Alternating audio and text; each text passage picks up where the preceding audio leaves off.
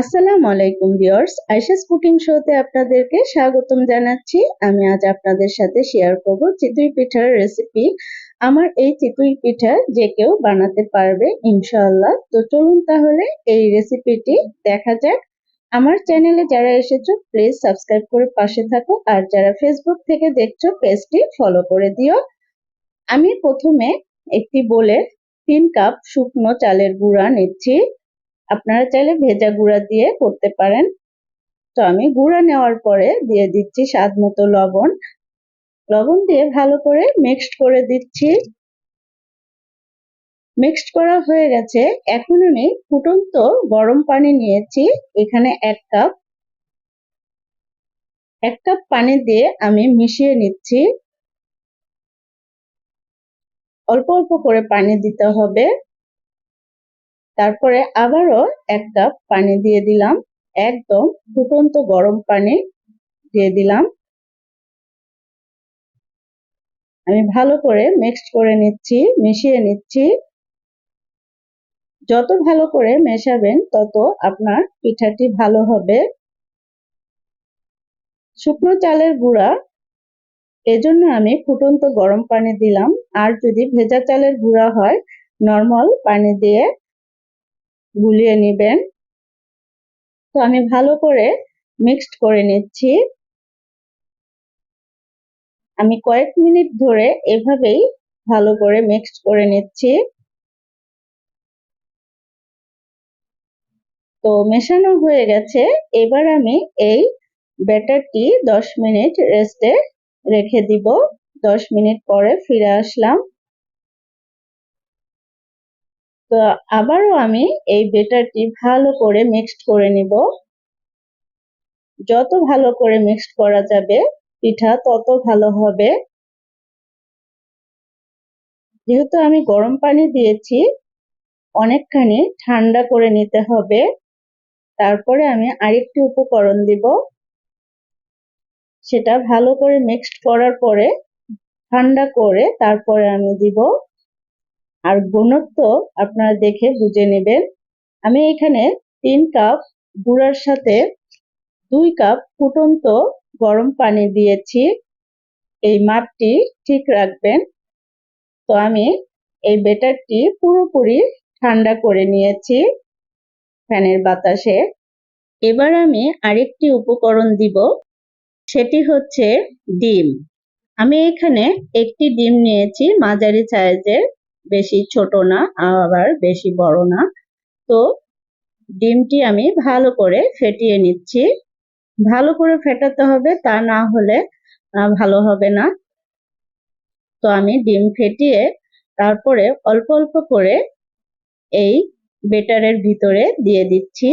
এখানে লক্ষ্য রাখতে হবে ব্যাটারটা যেন একদম ঠান্ডা থাকে। আর যদি ঠান্ডা না থাকে তাহলে হালকা দলা দলা হয়ে যাবে, বা আমরা যেমন পোচ করি সেরকম পোচের মতো সাদা হয়ে যাবে। তো আমি ভালো করে মিশিয়ে নিলাম।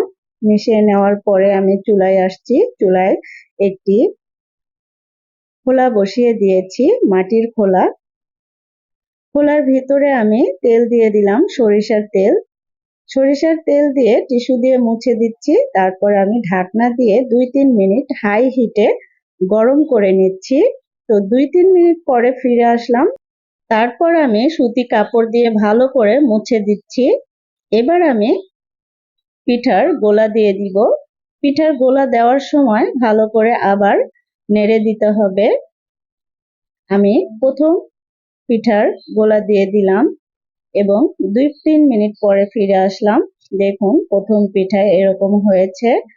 আপনারা কখন বুঝবেন যে পিঠা হয়নি বা হবে না এই গোলা দিয়ে?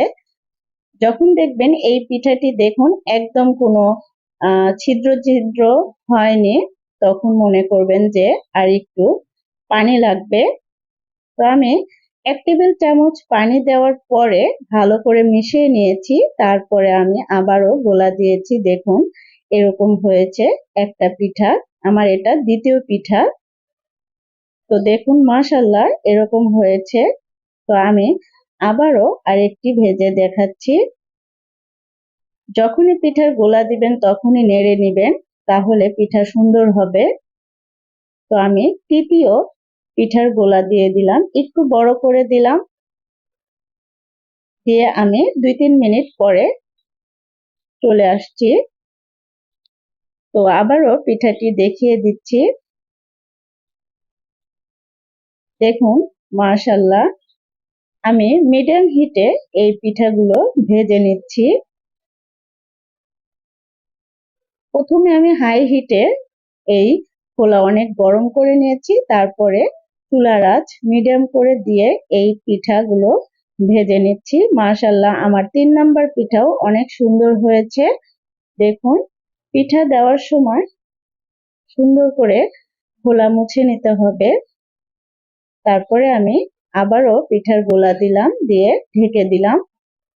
ঢেকে দেওয়ার পরে আমি আবারও ফিরে আসলাম। দেখুন, আমার প্রতিটা পিঠা এত সুন্দর হচ্ছে যা কল্পনাই করা যায় না। আমার এই রেসিপি যদি আপনারা ফলো করেন, ইনশাল্লাহ আপনাদের পিঠাও অনেক ভালো হবে।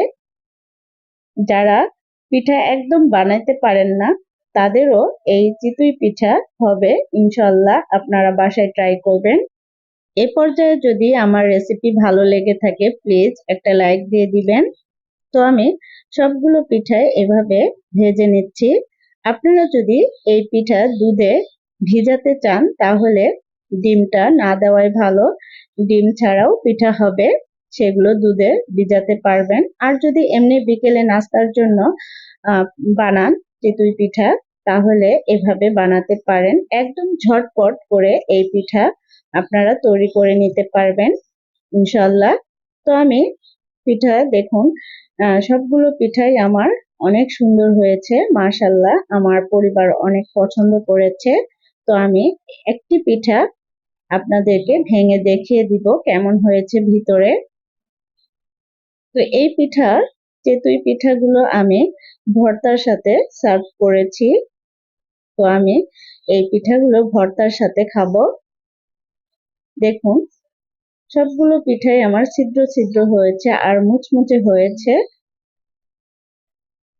আমি এখানে লইটা শুটকির ভর্তা নিয়েছি। আপনারা চাইলে যে কোনো সরিষা ভর্তা, ধনিয়া পাতা ভর্তা, যে কোনো কিছু দিয়ে খেতে পারেন, বা গরুর মাংস, মুরগির মাংস দিয়ে খেতে পারেন। দেখুন, একটি পিঠা আমি ভেঙে দেখিয়ে দিচ্ছি, একদম ভিতরে ছিদ্র ছিদ্র, কোনো কাঁচা নেই। আপনারা মাপটা ঠিক রাখবেন, তাহলে আপনাদের পিঠা অনেক ভালো হবে। যে বানাতে পারে না সেও বানাতে পারবে ইনশাল্লাহ।